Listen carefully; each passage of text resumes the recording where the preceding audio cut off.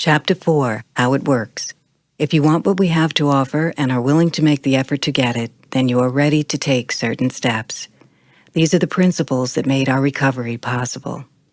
1. We admitted that we were powerless over our addiction, that our lives had become unmanageable. 2. We came to believe that a power greater than ourselves could restore us to sanity. 3. We made a decision to turn our will and our lives over to the care of God as we understood Him. 4. We made a searching and fearless moral inventory of ourselves. 5. We admitted to God, to ourselves, and to another human being the exact nature of our wrongs. 6. We were entirely ready to have God remove all these defects of character. 7. We humbly asked Him to remove our shortcomings. 8. We made a list of all persons we had harmed and became willing to make amends to them all. 9. We made direct amends to such people wherever possible, except when to do so would injure them or others. 10. We continued to take personal inventory, and when we were wrong, promptly admitted it. 11. We sought through prayer and meditation to improve our conscious contact with God as we understood Him, praying only for knowledge of His will for us and the power to carry that out. 12.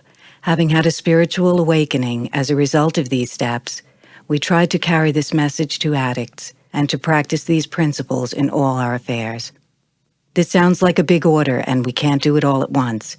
We didn't become addicted in one day, so remember, easy does it. There is one thing more than anything else that will defeat us in our recovery. This is an attitude of indifference or intolerance towards spiritual principles. 3 of these that are indispensable are honesty, open-mindedness, and willingness. With these, we are well on our way. We feel that our approach to the disease of addiction is completely realistic, for the therapeutic value of one addict helping another is without parallel. We feel that our way is practical, for one addict can best understand and help another addict. We believe that the sooner we face our problems within our society in everyday living, just that much faster do we become acceptable, responsible, and productive members of that society. The only way to keep from returning to active addiction is not to take that first drug. If you are like us, you know that 1 is too many and 1,000 never enough. We put great emphasis on this, for we know that when we use drugs in any form or substitute one for another, we release our addiction all over again. Thinking of alcohol as different from other drugs has caused a great many addicts to relapse. Before we came to NA, many of us viewed alcohol separately, but we cannot afford to be confused about this. Alcohol is a drug. We are people with the disease of addiction who must abstain from all drugs in order to recover. These are some of the questions we have asked ourselves. Are we sure we want to stop using? Do we understand that we have no real control over drugs? Do we recognize that in the long run we didn't use drugs, they used us? Did jails and institutions take over the management of our lives at different times? Do we fully accept the fact that our every attempt to stop using or to control our using failed? Do we know that our addiction changed us into someone we didn't want to be? Dishonest, deceitful, self-willed, people at odds with ourselves and our fellow man? Do we really believe that we have failed as drug users? When we were using, reality became so painful that oblivion was preferable. We tried to keep other people from knowing about our pain. We isolated ourselves and lived in prisons that we built with loneliness. Through this desperation, we sought help in Narcotics Anonymous. When we come to NA, we are physically, mentally, and spiritually bankrupt. We have hurt so long that we are willing to go to any length to stay clean. Our only hope is to live by the example of those who have faced our dilemma and have found a way out. Regardless of who we are, where we came from, or what we have done, we are accepted in NA. Our addiction gives us a common ground for understanding one another. As a result of attending a few meetings, we begin to feel like we finally belong somewhere. It is in these meetings that we are introduced to the 12 steps of Narcotics Anonymous. We learn to work the steps in the order that they are written and to use them on a daily basis. The steps are our solution. They are our survival kit. They are our defense against addiction, which is a deadly disease. Our steps are the principles that make our recovery possible. Step 1. We admitted that we were powerless over our addiction, that our lives had become unmanageable. It doesn't matter what or how much we used. In Narcotics Anonymous, staying clean has to come first. We realize that we cannot use drugs and live. When we admit our powerlessness and our inability to manage our own lives, we open the door to recovery. No one could convince us that we were addicts. It is an admission that we have to make for ourselves. When some of us have doubts, we ask ourselves this question: can I control my use of any form of mind or mood-altering chemicals? Most addicts will see that control is impossible the moment it is suggested. Whatever the outcome, we find that we cannot control our using for any length of time. This would clearly suggest that an addict has no control over drugs. Powerlessness means using drugs against our will. If we can't stop using, how can we tell ourselves we are in control? The inability to stop using, even with the greatest willpower and the most sincere desire, is what we mean when we say we have absolutely no choice. However, we do have a choice after we stop trying to justify our using. We didn't stumble into this fellowship brimming with love, honesty, open-mindedness, or willingness.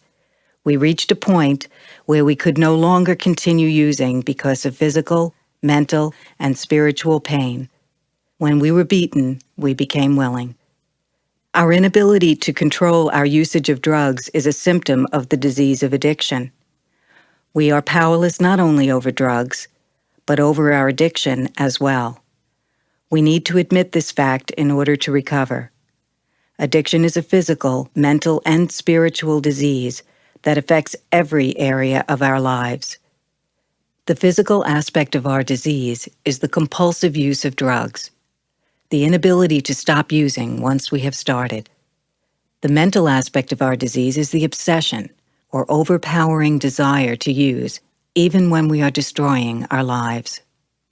The spiritual part of our disease is our total self-centeredness.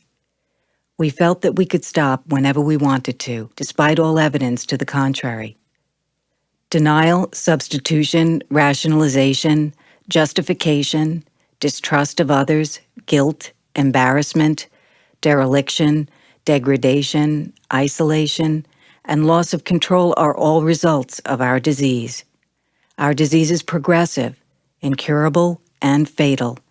Most of us are relieved to find out we have a disease instead of a moral deficiency. We are not responsible for our disease, but we are responsible for our recovery.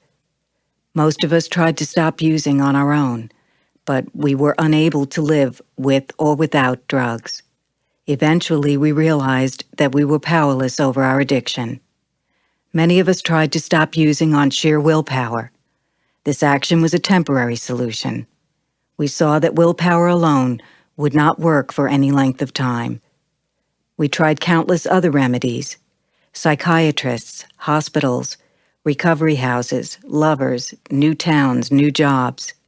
Everything that we tried failed. We began to see that we had rationalized the most outrageous sort of nonsense to justify the mess that we made of our lives with drugs. Until we let go of our reservations, no matter what they are, the foundation of our recovery is in danger. Reservations rob us of the benefits that this program has to offer. In ridding ourselves of all reservations, we surrender. Then and only then can we be helped to recover from the disease of addiction. Now, the question is, if we are powerless, how can Narcotics Anonymous help? We begin by asking for help. The foundation of our program is the admission that we, of ourselves, do not have power over addiction. When we can accept this fact, we have completed the first part of Step 1. A second admission must be made before our foundation is complete. If we stop here, we will know only half the truth. We are great ones for manipulating the truth. We say on one hand, yes, I am powerless over my addiction, and on the other hand, when I get my life together, I can handle drugs. Such thoughts and actions led us back to active addiction. It never occurred to us to ask, if we can't control our addiction, how can we control our lives?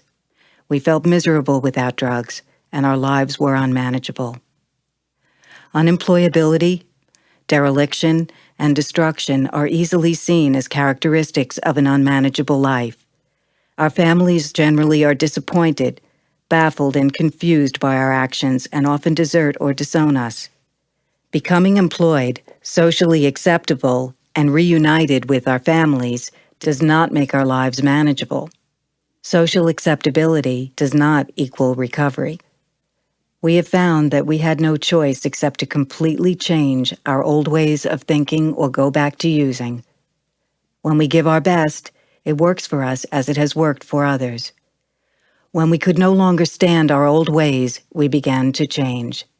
From that point forward, we began to see that every clean day is a successful day, no matter what happens.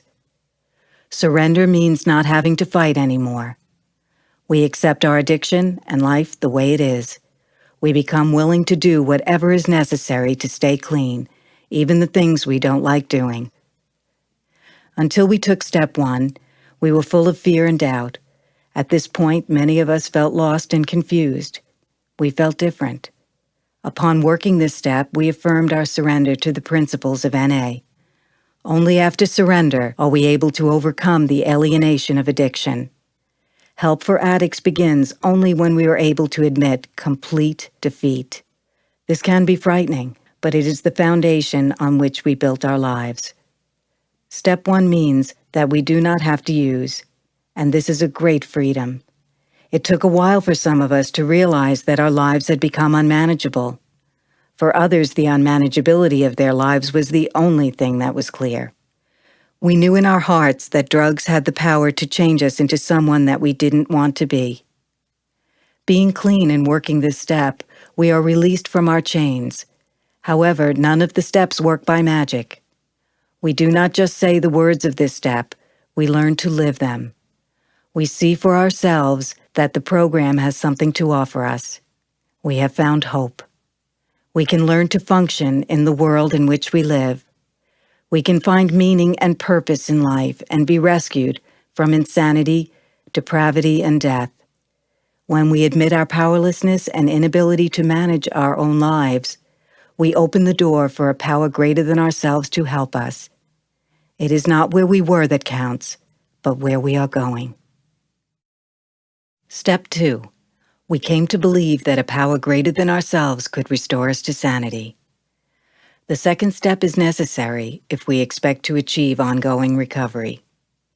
The first step leaves us with the need to believe in something that can help us with our powerlessness, uselessness, and helplessness. The first step has left a vacuum in our lives. We need to find something to fill that void. This is the purpose of the second step. Some of us didn't take this step seriously at first. We passed over it with a minimum of concern, only to find the next steps would not work until we worked step 2.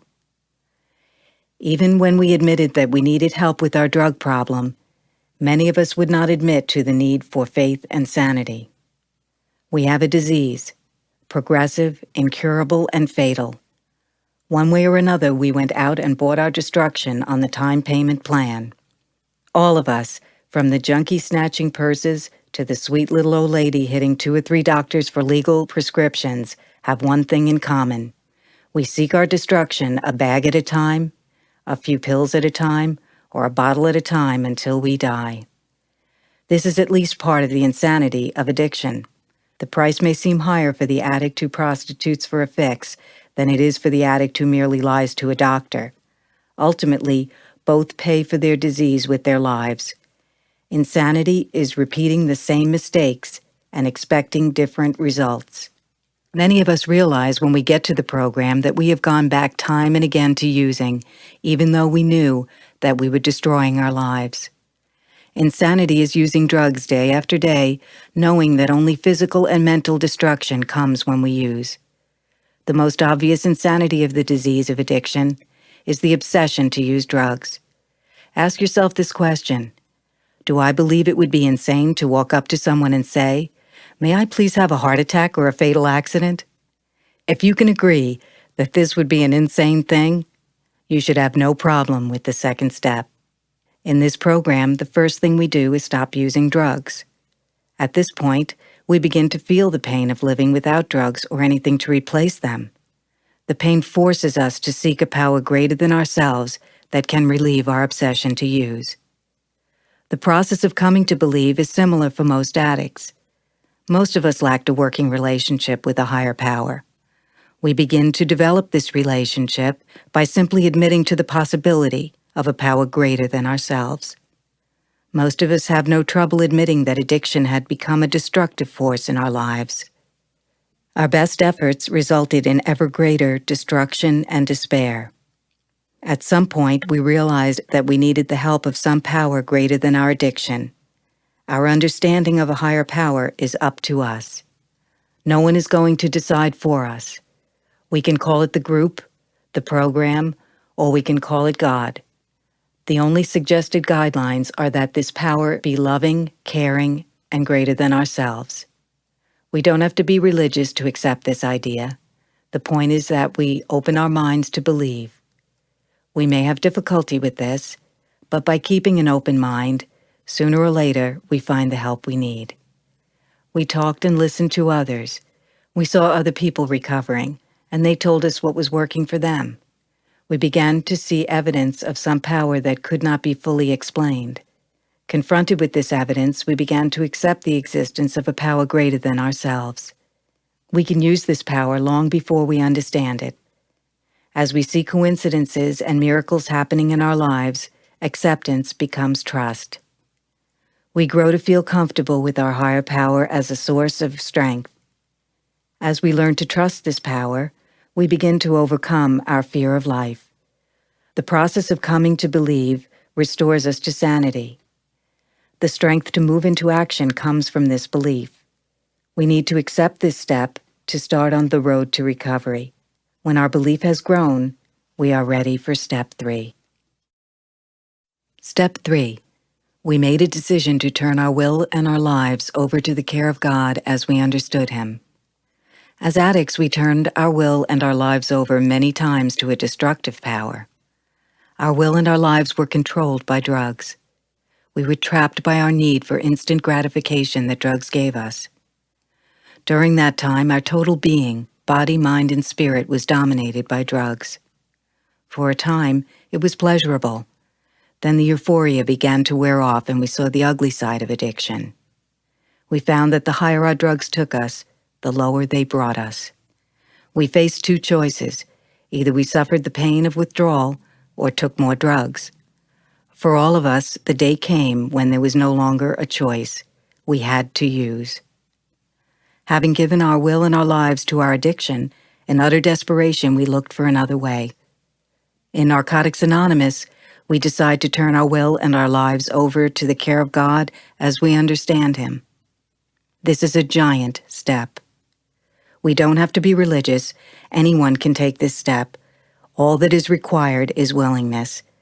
All that is essential is that we open the door to a power greater than ourselves.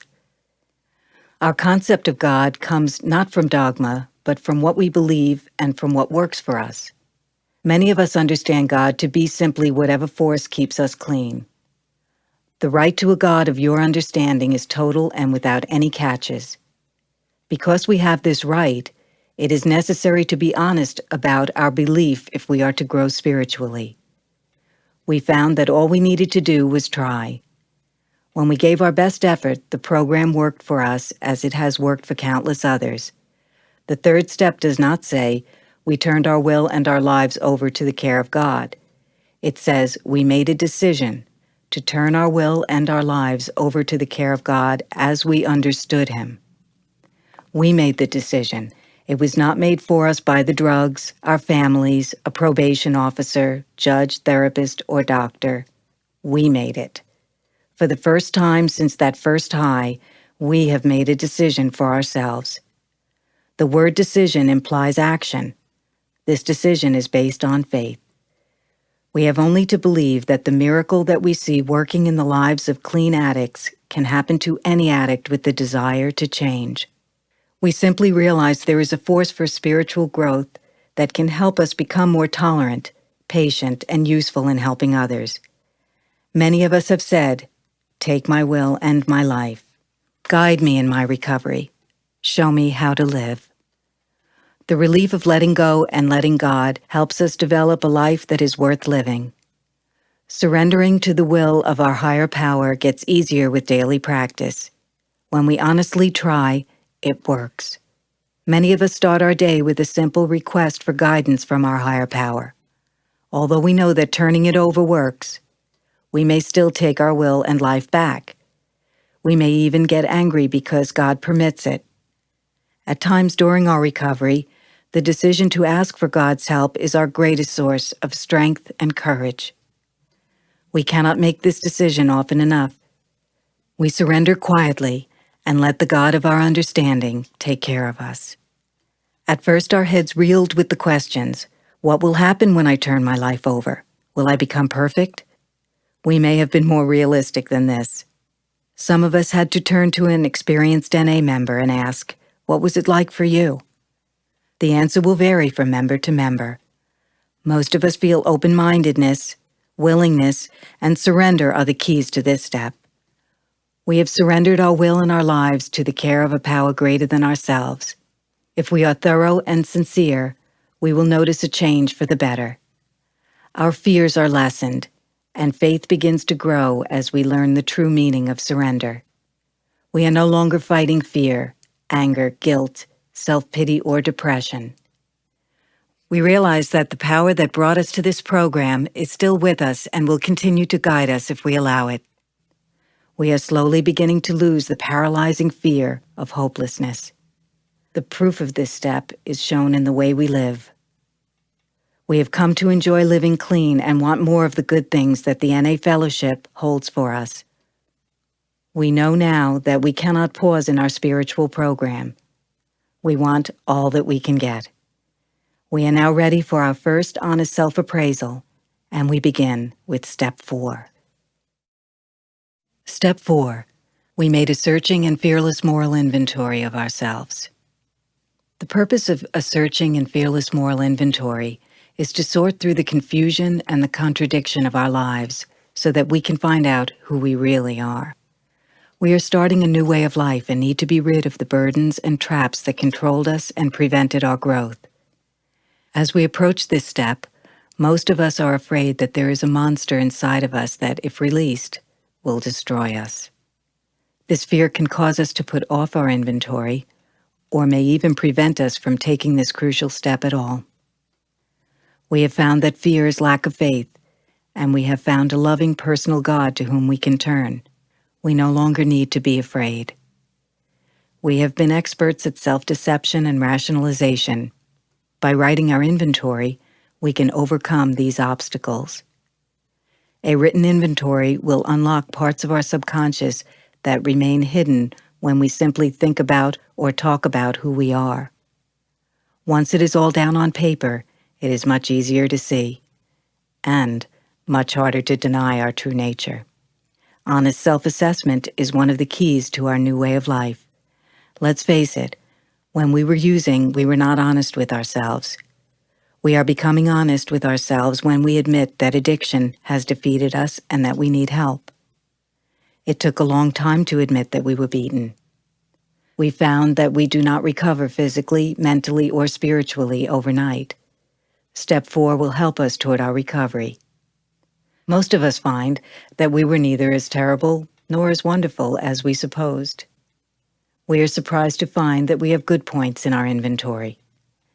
Anyone who has some time in the program and has worked this step will tell you that the 4th step was a turning point in their life. Some of us make the mistake of approaching the 4th step as if it were a confession of how horrible we are, what a bad person we have been. In this new way of life, a binge of emotional sorrow can be dangerous. This is not the purpose of the fourth step. We are trying to free ourselves of living in old, useless patterns.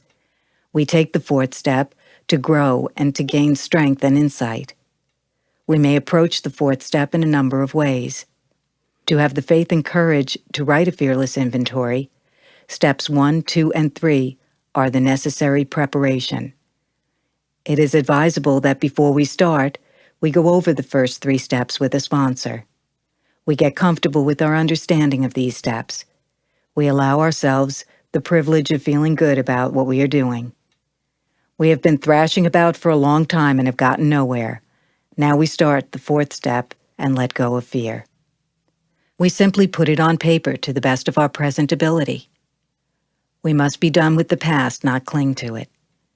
We want to look our past in the face, see it for what it really was, and release it so that we can live today. The past for most of us has been a ghost in the closet. We have been afraid to open that closet for fear of what that ghost may do to us. We do not have to look at the past alone. Our wills and our lives are now in the hands of our higher power. Writing a thorough and honest inventory seemed impossible. It was as long as we were operating under our own power. We take a few quiet moments before writing and ask for the strength to be fearless and thorough. In step 4, we begin to get in touch with ourselves. We write about our liabilities, such as guilt, shame, remorse, self-pity, resentment, anger, depression, frustration, confusion, loneliness, anxiety, betrayal, hopelessness, failure, fear, and denial. We write about the things that bother us here and now.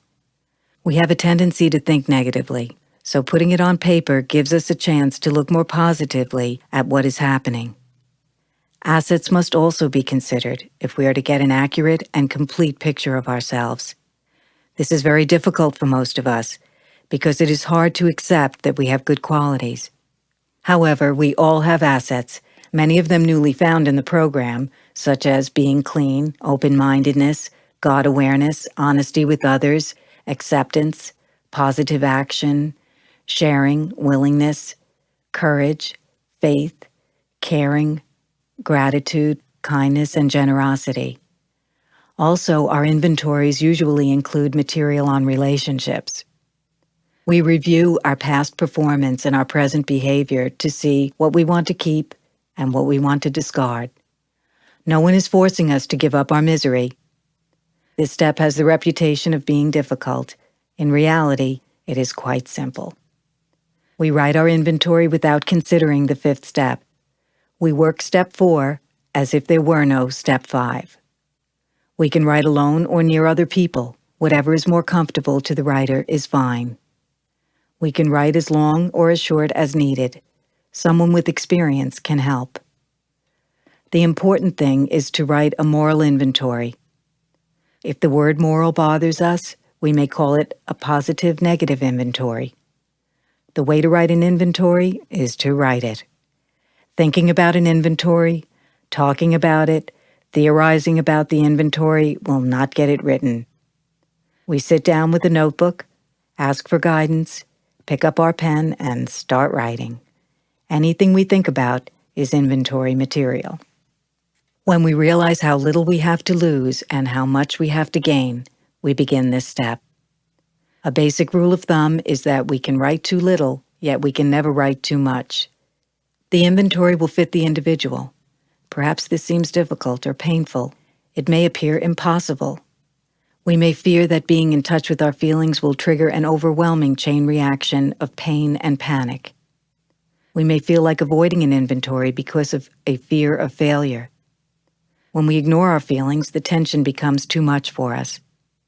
The fear of impending doom is so great that it overrides our fear of failure. An inventory becomes a relief because the pain of doing it is less than the pain of not doing it. We learn that pain can be a motivating factor in recovery. Thus, facing it becomes unavoidable.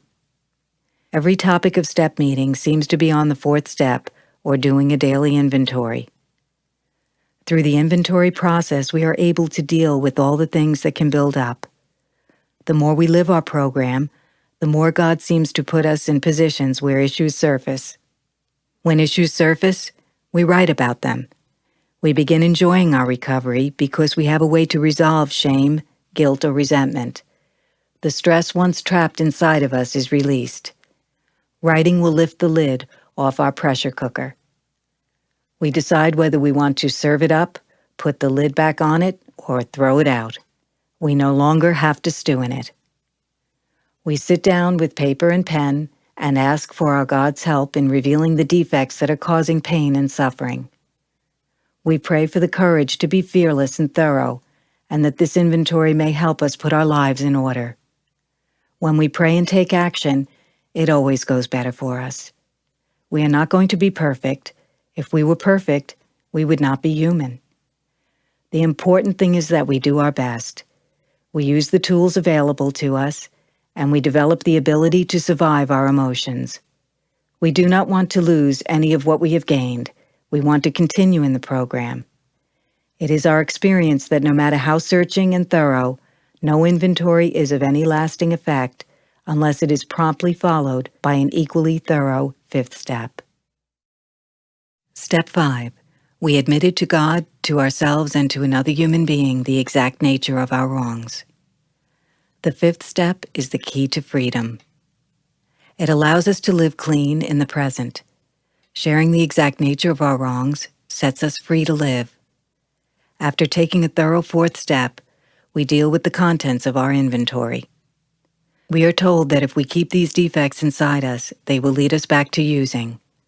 Holding on to our past would eventually sicken us and keep us from taking part in our new way of life. If we are not honest when we take a fifth step, we will have the same negative results that dishonesty brought us in the past. Step 5 suggests that we admit to God, to ourselves, and to another human being the exact nature of our wrongs. We looked at our wrongs, examined our behavior patterns, and started to see the deeper aspects of our disease. Now we sit with another person and share our inventory out loud. Our higher power will be with us during our fifth step. We will receive help and be free to face ourselves and another human being. It seemed unnecessary to admit the exact nature of our wrongs to our higher power. God already knows that stuff, we rationalized. Although he already knows, the admission must come from our own lips to be truly effective. Step 5 is not simply a reading of Step 4. For years we avoided seeing ourselves as we really were. We were ashamed of ourselves and felt isolated from the rest of the world. Now that we have the shameful part of our past trapped, we can sweep it out of our lives if we face and admit it. It would be tragic to write it all down and then shove it in a drawer. These defects grow in the dark and die in the light of exposure. Before coming to Narcotics Anonymous, we felt that no one could understand the things we had done. We feared that if we ever revealed ourselves as we were, we would surely be rejected. Most addicts are uncomfortable about this. We recognize that we have been unrealistic in feeling this way. Our fellow members do understand us. We must carefully choose the person who is to hear our fifth step. We must make sure that they know what we are doing and why we are doing it. Although there is no hard rule about the person of our choice, it is important that we trust the person. Only complete confidence in the person's integrity and discretion can make us willing to be thorough in this step. Some of us take our fifth step with a total stranger, although some of us feel more comfortable choosing a member of Narcotics Anonymous. We know that another addict would be less likely to judge us with malice or misunderstanding. Once we make a choice and are actually alone with that person, we proceed with their encouragement. We want to be definite, honest and thorough, realizing that this is a life and death matter. Some of us tried to hide part of our past in an attempt to find an easier way of dealing with our inner feelings. We may think we have done enough by writing about our past. We cannot afford this mistake. This step will expose our motives and our actions. We cannot expect these things to reveal themselves. Our embarrassment is eventually overcome, and we can avoid future guilt. We do not procrastinate. We must be exact. We want to tell the simple truth, cut and dried, as quickly as possible. There is always a danger that we will exaggerate our wrongs. It is equally dangerous to minimize or rationalize our part in past situations. After all, we still want to sound good. Addicts tend to live secret lives. For many years, we covered low self-esteem by hiding behind phony images that we hoped would fool people. Unfortunately, we fooled ourselves more than anyone. Although we often appeared attractive and confident on the outside, we were really hiding a shaky, insecure person on the inside. The masks have to go. We share our inventory as it is written, skipping nothing. We continue to approach this step with honesty and thoroughness until we finish. It is a great relief to get rid of all our secrets and to share the burden of our past. Usually, as we share this step, the listener will share some of his or her story too. We find that we are not unique. We see by the acceptance of our confidant that we can be accepted just the way we are. We may never be able to remember all of our past mistakes. We do, however, give it our best and most complete effort. We begin to experience real personal feelings of a spiritual nature. Where once we had spiritual theories, we now begin to awaken to spiritual reality. This initial examination of ourselves usually reveals some behavior patterns that we don't particularly like. However, facing these patterns and bringing them out in the open makes it possible for us to deal with them constructively. We cannot make these changes alone. We will need the help of God as we understand Him and the fellowship of Narcotics Anonymous. Step 6. We were entirely ready to have God remove all these defects of character. Why ask for something before we are ready for it? This would be asking for trouble. So many times addicts have sought the rewards of hard work without the labor. Willingness is what we strive for in Step 6. How sincerely we work this step will be proportionate to our desire for change. Do we really want to be rid of our resentments, our anger, our fear? Many of us cling to our fears, doubts, self-loathing, or hatred because there is a certain distorted security in familiar pain. It seems safer to embrace what we know than to let go of it for the unknown. Letting go of character defects should be done decisively. We suffer because their demands weaken us. Where we were proud, we now find that we cannot get away with arrogance. If we are not humble, we are humiliated. If we are greedy, we find that we are never satisfied.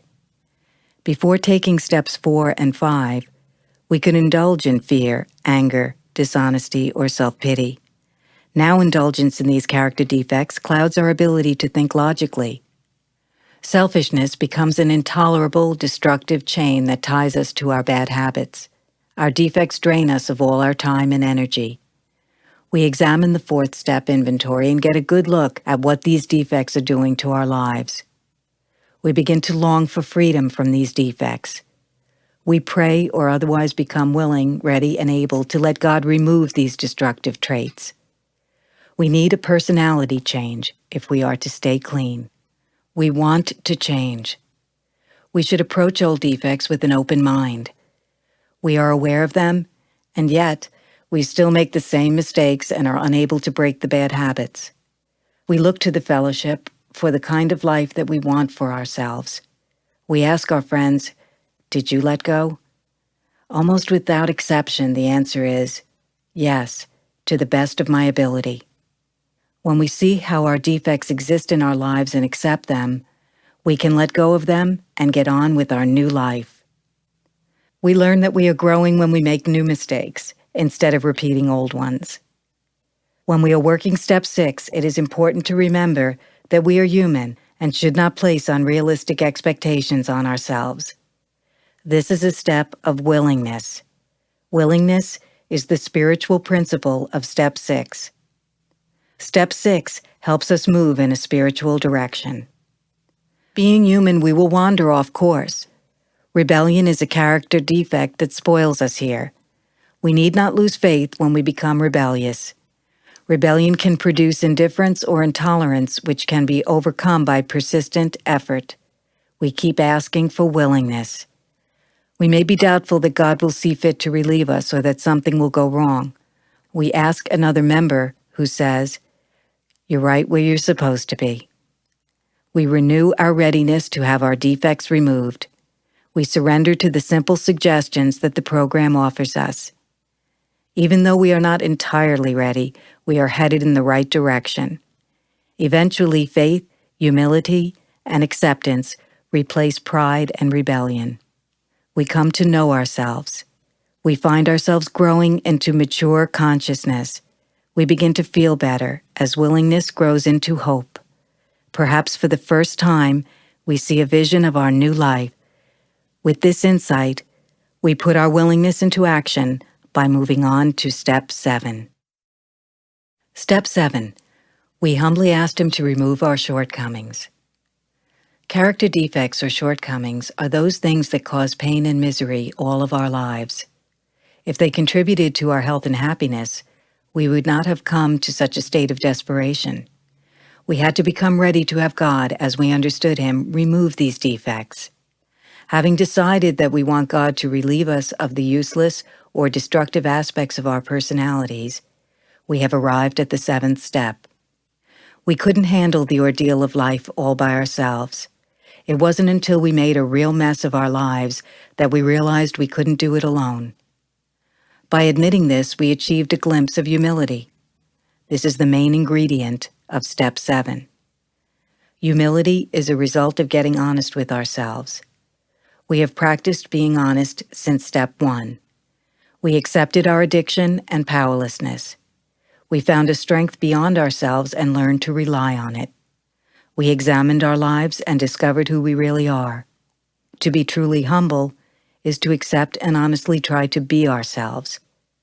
None of us is perfectly good or perfectly bad.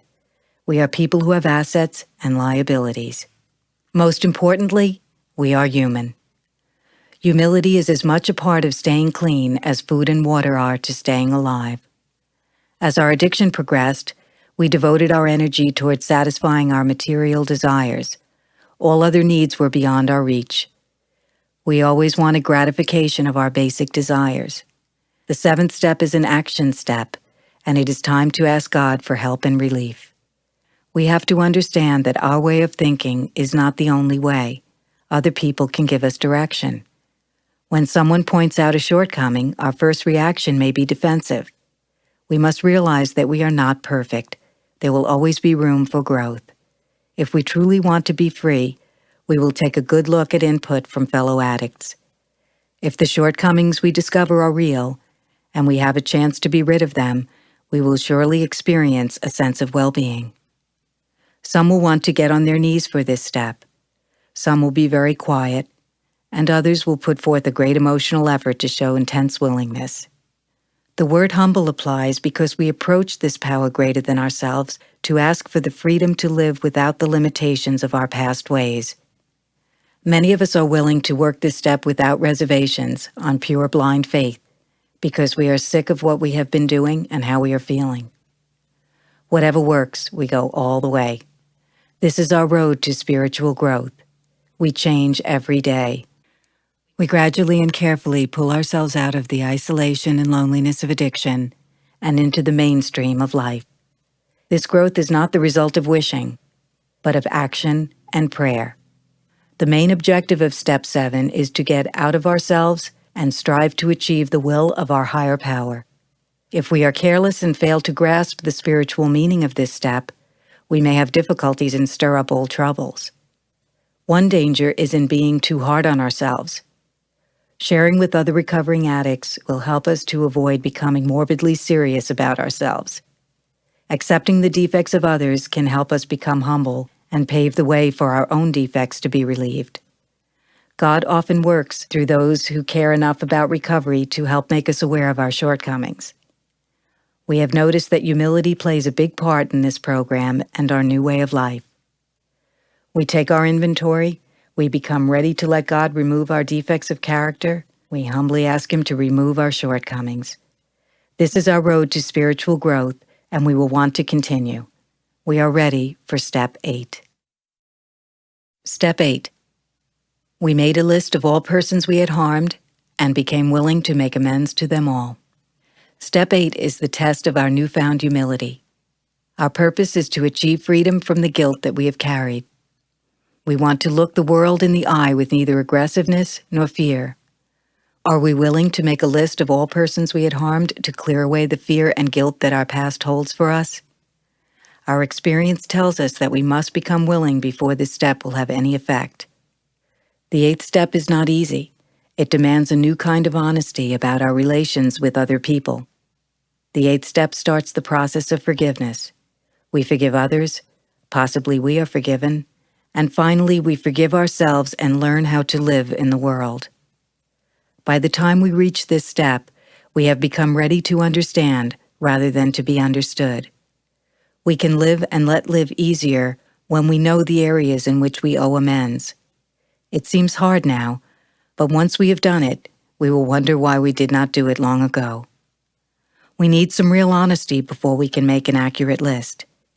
In preparing to make the 8th step list, it is helpful to define harm. One definition of harm is physical or mental damage. Another definition of harm is inflicting pain, suffering, or loss. The damage may be caused by something that is said, done, or left undone. Harm can result from words or actions, either intentional or unintentional. The degree of harm can range from making someone feel mentally uncomfortable to inflicting bodily injury or even death. The 8th step presents us with a problem. Many of us have difficulty admitting that we caused harm for others because we thought we were victims of our addiction. Avoiding this rationalization is crucial to the 8th step. We must separate what was done to us from what we did to others. We cut away our justifications and our ideas of being a victim. We often feel that we only harmed ourselves, yet we usually list ourselves last, if at all. This step is doing the legwork to repair the wreckage of our lives. It will not make us better people to judge the faults of another. It will make us feel better to clean up our lives by relieving ourselves of guilt. By writing our list, we can no longer deny that we caused harm. We admit that we hurt others, directly or indirectly, through some action, lie, broken promise, or neglect. We make our list, or take it from our 4th step, and add additional people as we think of them.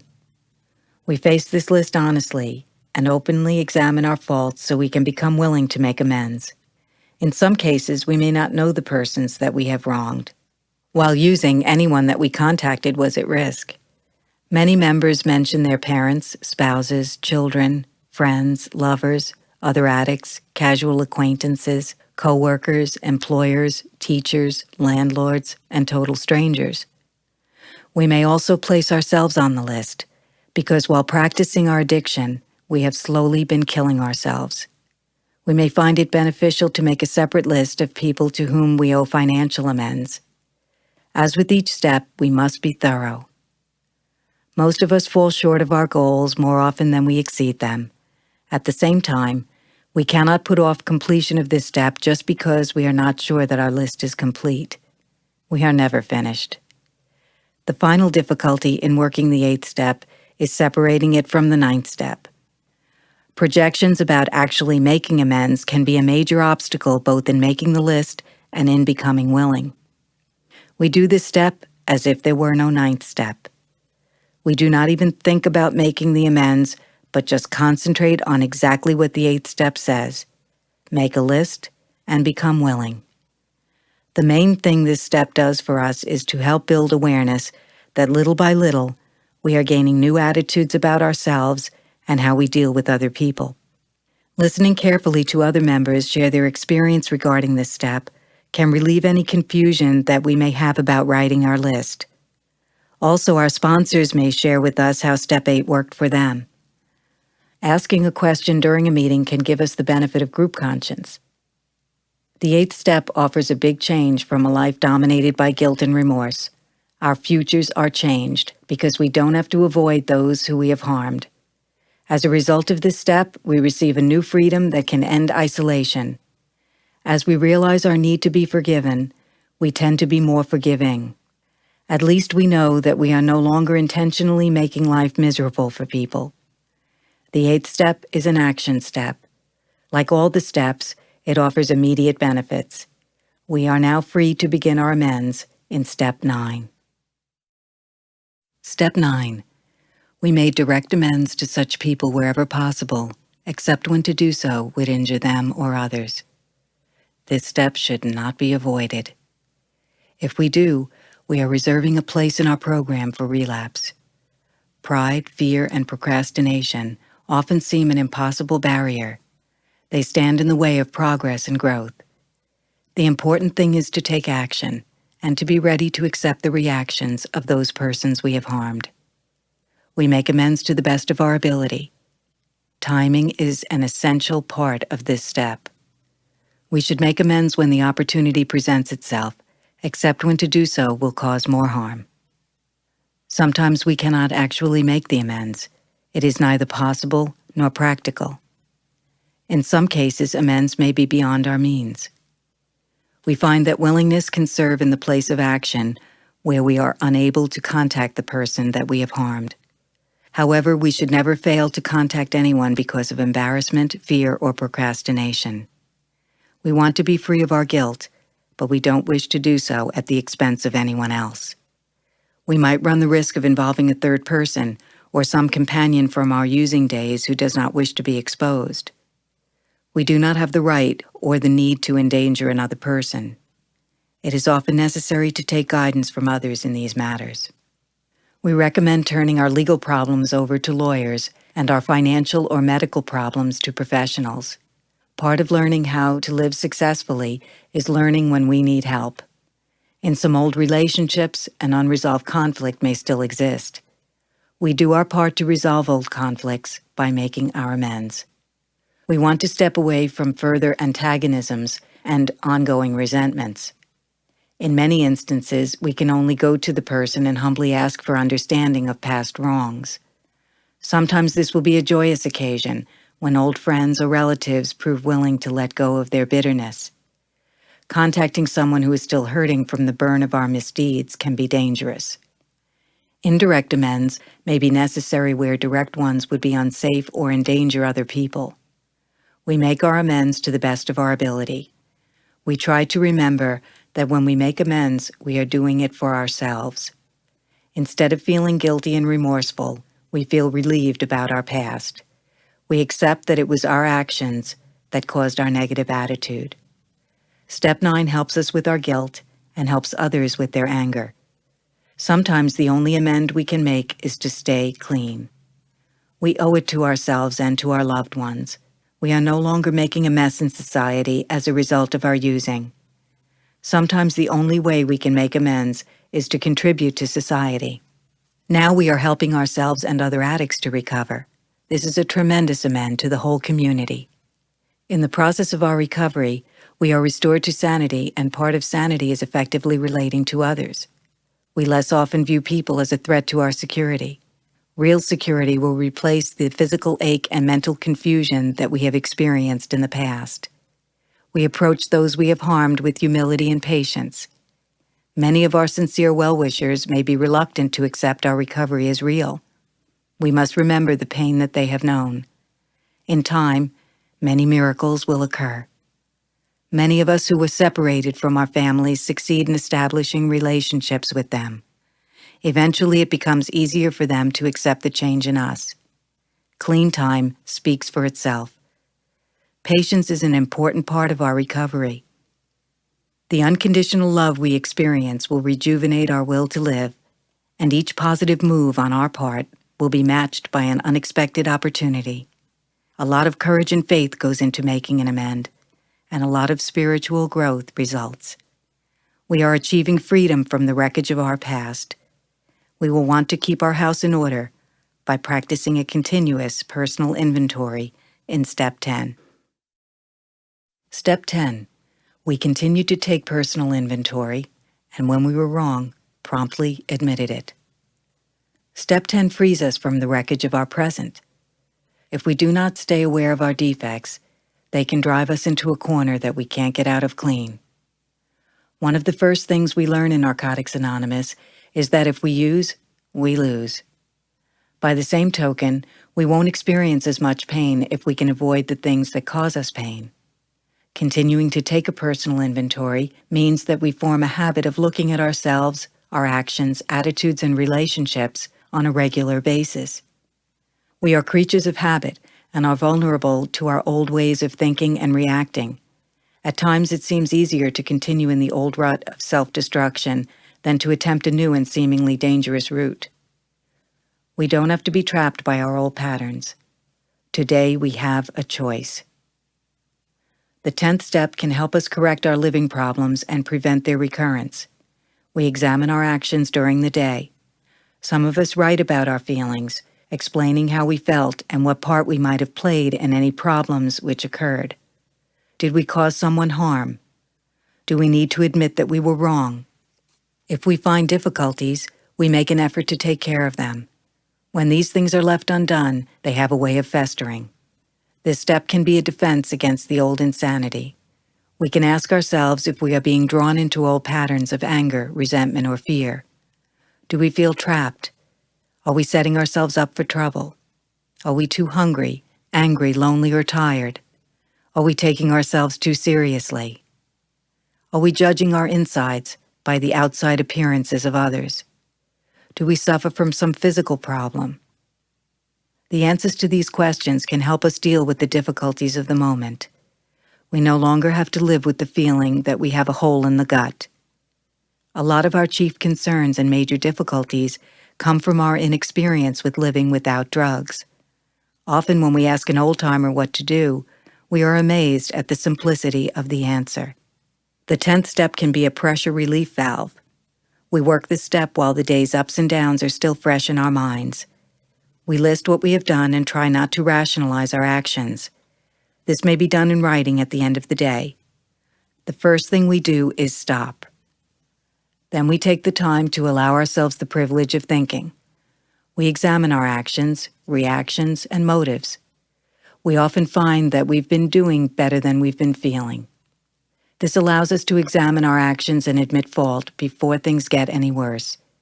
We need to avoid rationalizing. We promptly admit our faults, not explain them. We work this step continuously. This is a preventive action. The more we work this step, the less we will need the corrective part of this step. This step is a great tool for avoiding grief before we bring it on ourselves. We monitor our feelings, emotions, fantasies, and actions. By constantly looking at ourselves, we are able to avoid repeating the actions that make us feel bad. We need this step even when we're feeling good and when things are going well. Good feelings are new to us, and we need to nurture them. In times of trouble, we can try the things that work during the good times. We have the right to feel good. We have a choice. The good times can also be a trap. The danger is that we may forget that our first priority is to stay clean. For us, recovery is more than just pleasure. We need to remember that everyone makes mistakes. We will never be perfect. However, we can accept ourselves by using Step 10. By continuing a personal inventory, we are set free in the here and now from ourselves and the past. We no longer justify our existence. This step allows us to be ourselves. Step 11. We sought through prayer and meditation to improve our conscious contact with God as we understood Him, praying only for knowledge of His will for us and the power to carry that out. The first 10 steps have set the stage for us to improve our conscious contact with the God of our understanding. They give us the foundation to achieve our long-sought positive goals. Having entered this phase of our spiritual program through practicing the previous 10 steps, most of us welcome the exercise of prayer and meditation. Our spiritual condition is the basis for a successful recovery that offers unlimited growth. Many of us really begin to appreciate our recovery when we get to the 11th step. In the 11th step, our lives take on a deeper meaning. By surrendering control, we gain a far greater power. The nature of our belief will determine the manner of our prayers and meditations. We need only make sure that we have a system of belief that works for us. Results count in recovery. As has been noted elsewhere, our prayers seemed to work as soon as we entered the program of Narcotics Anonymous and we surrendered to our disease. The conscious contact described in this step is the direct result of living the steps. We use this step to improve and maintain our spiritual condition. When we first came into the program, we received help from a power greater than ourselves. This was set in motion by our surrender to the program. The purpose of the 11th step is to increase our awareness of that power and to improve our ability to use it as a source of strength in our new lives. The more we improve our conscious contact with our God through prayer and meditation, the easier it is to say, "Your will, not mine, be done." We can ask for God's help when we need it, and our lives get better. The experiences that some people talk about regarding meditation and individual religious beliefs don't always apply to us. Ours is a spiritual, not a religious program. By the time we get to the 11th step, character defects that caused problems in the past have been addressed by working the preceding 10 steps. The image of the kind of person that we would like to be is a fleeting glimpse of God's will for us. Often our outlook is so limited that we can only see our immediate wants and needs. It is easy to slip back into our old ways. To ensure our continued growth and recovery, we have to learn to maintain our lives on a spiritually sound basis. God will not force His goodness on us, but we will receive it if we ask. We usually feel something is different in the moment, but don't see the change in our lives till later. When we finally get our own selfish motives out of the way, we begin to find a peace that we never imagined possible. And forced morality lacks the power that comes to us when we choose to live a spiritual life. Most of us pray when we are hurting.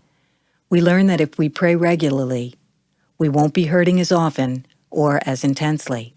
Outside of Narcotics Anonymous, there are any number of different groups practicing meditation. Nearly all of these groups are connected with a particular religion or philosophy. An endorsement of any one of these methods would be a violation of our traditions and a restriction on the individual's right to have a God of his understanding. Meditation allows us to develop spiritually in our own way. Some of the things that didn't work for us in the past might work today. We take a fresh look at each day with an open mind. We know that if we pray for God's will, we will receive what is best for us, regardless of what we think. This knowledge is based on our belief and experience as recovering addicts. Prayer is communicating our concerns to a power greater than ourselves. Sometimes when we pray, a remarkable thing happens. We find the means, ways, and energies to perform tasks far beyond our capacities. We grasp the limitless strength provided for us through our daily prayer and surrender, as long as we keep faith and renew it. For some, prayer is asking for God's help. Meditation is listening for God's answer. We learn to be careful of praying for specific things. We pray that God will show us His will and that He will help us carry that out.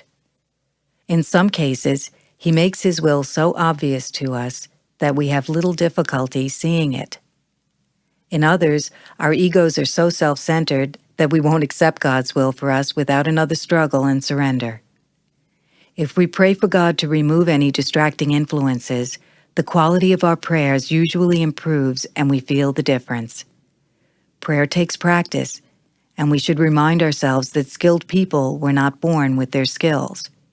It took lots of effort on their part to develop them. Through prayer, we seek conscious contact with our God. In meditation, we achieve this contact, and the 11th step helps us to maintain it. We may have been exposed to many religions and meditative disciplines before coming to Narcotics Anonymous. Some of us were devastated and completely confused by these practices. We were sure that it was God's will for us to use drugs to reach higher consciousness. Many of us found ourselves in very strange states as a result of these practices. We never suspected the damaging effects of our addiction as the root of our difficulty and pursued to the end whatever path offered hope. In quiet moments of meditation, God's will can become evident to us. Quieting the mind through meditation brings an inner peace that brings us into contact with the God within us. A basic premise of meditation is that it is difficult, if not impossible, to obtain conscious contact unless our mind is still. The usual never-ending succession of thoughts has to cease for progress to be made. So our preliminary practice is aimed at stilling the mind, and letting the thoughts that arise die a natural death. We leave our thoughts behind as the meditation part of the 11th step becomes a reality for us. Emotional balance is one of the first results of meditation, and our experience bears this out. Some of us came into the program broken and hung around for a while, only to find God or salvation in one kind of religious cult or another. It is easy to float back out the door on a cloud of religious zeal and forget that we are addicts with an incurable disease. It is said that for meditation to be of value, the results must show in our daily lives. This fact is implicit in the 11th step, His will for us and the power to carry it out. For those of us who do not pray, meditation is our only way of working this step. We find ourselves praying because it brings us peace and restores our confidence and courage. It helps us to live a life that is free of fear and distrust. When we remove our selfish motives and pray for guidance, we find feelings of peace and serenity. We begin to experience an awareness and an empathy with other people that was not possible before working this step. As we seek our personal contact with God, we begin to open up as a flower in the sun. We begin to see that God's love has been present all the time, just waiting for us to accept it. We do the footwork and accept what's being given to us freely on a daily basis. We find relying on God becomes more comfortable for us. When we first come to the program, we usually ask for a lot of things that seem to be important wants and needs. As we grow spiritually and find a power greater than ourselves, we begin to realize that as long as our spiritual needs are met, our living problems are reduced to a point of comfort. When we forget where our real strength lies, we quickly become subject to the same patterns of thinking and actions that got us to the program in the first place. We eventually redefine our beliefs and understanding to the point where we see that our greatest need is for knowledge of God's will for us and the strength to carry that out. We are able to set aside some of our personal preferences because we learn that God's will for us consists of the very things we most value. God's will for us becomes our own true will for ourselves. This happens in an intuitive manner that cannot be adequately explained in words. We become willing to let other people be who they are without having to pass judgment on them. The urgency to take care of things isn't there anymore. We couldn't comprehend acceptance in the beginning. Today we can. We know that whatever the day brings, God has given us everything we need for our spiritual well-being. It is all right for us to admit powerlessness, because God is powerful enough to help us stay clean and to enjoy spiritual progress. God is helping us to get our house in order. We begin to see more clearly what is real. Through constant contact with our higher power, the answers that we seek come to us. We gain the ability to do what we once could not. We respect the beliefs of others. We encourage you to seek strength and guidance according to your belief. We are thankful for this step because we begin to get what is best for us. Sometimes we prayed for our wants and got trapped once we got them. We could pray and get something, then have to pray for its removal because we couldn't handle it. Hopefully, having learned the power of prayer and the responsibility prayer brings with it, we can use the 11th step as a guideline for our daily program. We begin to pray only for God's will for us. This way, we are getting only what we are capable of handling. We are able to respond to it and handle it because God helps us prepare for it. Some of us simply use our words to give thanks for God's grace. In an attitude of surrender and humility, we approach this step again and again to receive the gift of knowledge and strength from the God of our understanding. The 10th step clears away the errors of the present so we may work the 11th step. Without this step, it is unlikely that we could experience a spiritual awakening, practice spiritual principles in our lives, or carry a sufficient message to attract others to recovery. There is a spiritual principle of giving away what we have been given in Narcotics Anonymous in order to keep it. By helping others to stay clean, we enjoy the benefit of the spiritual wealth that we have found. We must give freely and gratefully that which has been freely and gratefully given to us. Step 12. Having had a spiritual awakening as a result of these steps, we try to carry this message to addicts and to practice these principles in all our affairs. We came to Narcotics Anonymous as the result of the wreckage of our past. The last thing we expected was an awakening of the spirit. We just wanted to stop hurting. The steps lead to an awakening of a spiritual nature. This awakening is evidenced by changes in our lives. These changes make us better able to live by spiritual principles and to carry our message of recovery and hope to the addict who still suffers.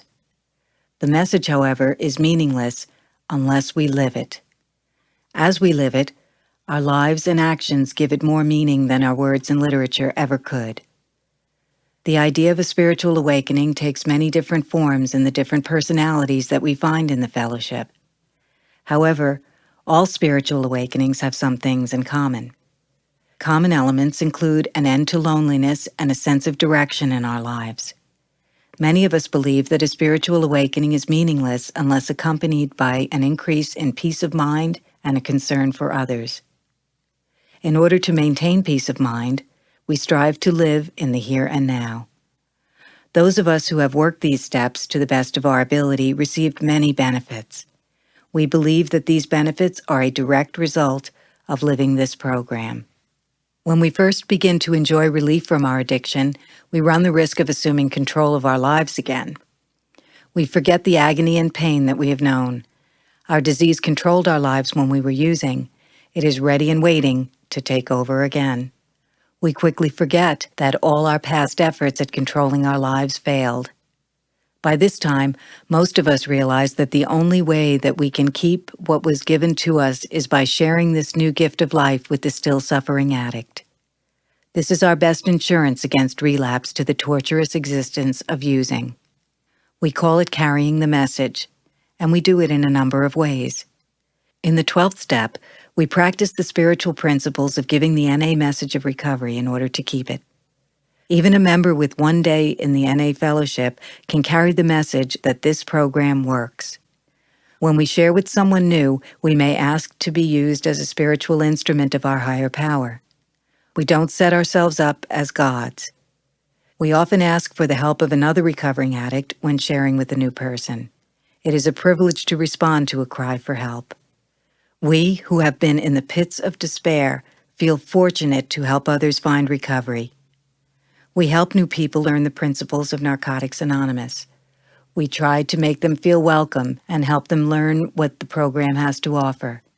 We share our experience, strength, and hope. Whenever possible, we accompany newcomers to a meeting. The selfless service of this work is the very principle of Step 12. We received our recovery from the God of our understanding. We now make ourselves available as His tool to share recovery with those who seek it. Most of us learn that we can only carry our message to someone who is asking for help. Sometimes, the only message necessary to make the suffering addict reach out is the power of example. An addict may be suffering, but unwilling to ask for help. We can make ourselves available to these people, so when they ask, someone will be there. Learning to help others is a benefit of the Narcotics Anonymous program. Remarkably, working the 12 steps guides us from humiliation and despair to acting as instruments of our higher power. We are given the ability to help a fellow addict when no one else can. We see it happening among us every day. This miraculous turnabout is evidence of spiritual awakening. We share from our own personal experience what it has been like for us. The temptation to give advice is great, but when we do so, we lose the respect of newcomers. This clouds our message. A simple, honest message of recovery from addiction rings true. We attend meetings and make ourselves visible and available to serve the fellowship. We give freely and gratefully of our time, service, and what we have found here. The service we speak of in Narcotics Anonymous is the primary purpose of our groups. Service work is carrying the message to the addict who still suffers. The more eagerly we wade in and work, the richer our spiritual awakening will be. The first way that we carry the message speaks for itself. People see us on the street and remember us as devious, frightened loners. They notice the fear leaving our faces. They see us gradually come alive. Once we find the NA way, boredom and complacency have no place in our new life. By staying clean, we begin to practice spiritual principles, such as hope, surrender, acceptance, honesty, open-mindedness, willingness, faith, tolerance, patience, humility, unconditional love, sharing and caring. As our recovery progresses, spiritual principles touch every area of our lives because we simply try to live this program in the here and now. We find joy as we start to learn how to live by the principles of recovery. It is the joy of watching as a person 2 days clean says to a person with 1 day clean, "An addict alone is in bad company." It is the joy of watching a person who is struggling to make it, suddenly, in the middle of helping another addict to stay clean, become able to find the words needed to carry the message of recovery. We feel that our lives have become worthwhile. Spiritually refreshed, we are glad to be alive. When we were using, our lives became an exercise in survival. Now, we are doing much more living than surviving. Realizing that the bottom line is staying clean, we can enjoy life. We like being clean and enjoy carrying the message of recovery to the addict who still suffers. Going to meetings really works. Practicing spiritual principles in our daily lives leads us to a new image of ourselves. Honesty, humility, and open-mindedness helps us to treat our associates fairly. Our decisions become tempered with tolerance. We learn to respect ourselves. The lessons we learn in our recovery are sometimes bitter and painful. By helping others, we find the reward of self-respect as we are able to share these lessons with other members of Narcotics Anonymous. We cannot deny other addicts their pain, but we can carry the message of hope that was given to us by fellow addicts in recovery. We share the principles of recovery as they have worked in our lives. God helps us as we help each other. Life takes on a new meaning, a new joy, and a quality of being and feeling worthwhile. We become spiritually refreshed and are glad to be alive. One aspect of our spiritual awakening comes through the new understanding of our higher power that we develop by sharing another addict's recovery. Yes, we are a vision of hope. We are examples of the program working. The joy that we have in living clean is an attraction to the addict who still suffers. We do recover to live clean and happy lives. Welcome to NA.